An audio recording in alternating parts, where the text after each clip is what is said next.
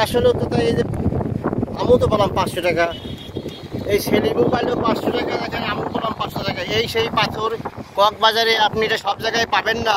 এই পাথরটা, এই পাথর হচ্ছে কি আপনার আলাউদ্দিনে আসছে একজন চেরাক পাথর।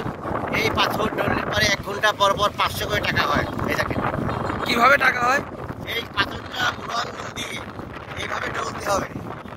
1 মিনিট ডললে পরে আপনি 1 ঘন্টা পর পর 500 টাকা পাবেন। কেউ না কেউ আসবে। আপনি তো 500 টাকা পাইছেন?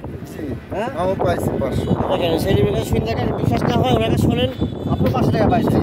মানে পাথরে 1 ঘন্টা পর পর ডললে পরে 500 টাকা পাওয়া যাবে। আরে সর্বনাশ, এই 500 টাকা কোনতে আসছে?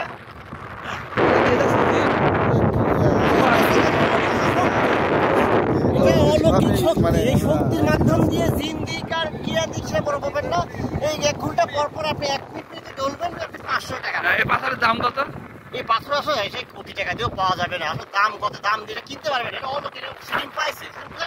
আমি সাগরে, এই সাগরেও হাঁটতে হাঁটতে এই পাথরটা পাইছি। আচ্ছা, গুড। সেলিম একটা পাথর পাইছে, মূল্যবান পাথর। এই পাথরটা কিসির পাথর? এটা হচ্ছে সাগরের কুষ্টি পাথর। আচ্ছা, কুষ্টি পাথর। এটা ডললে কি হয়? এটা করলে প্রতি $1 500 করে টাকা।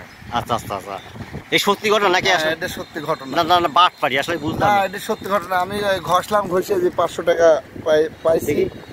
আরে পাওয়া যাবে। তার মানে আপনি পাথর ডলিয়ে কেবল 500 টাকা পালেন? হ্যাঁ, এরই দেখি এর পাথর দেখি তো। যে পাথরটা দেখেন। দর্শক শ্রোতা, এই পাথর সেলিম কেবল ডললো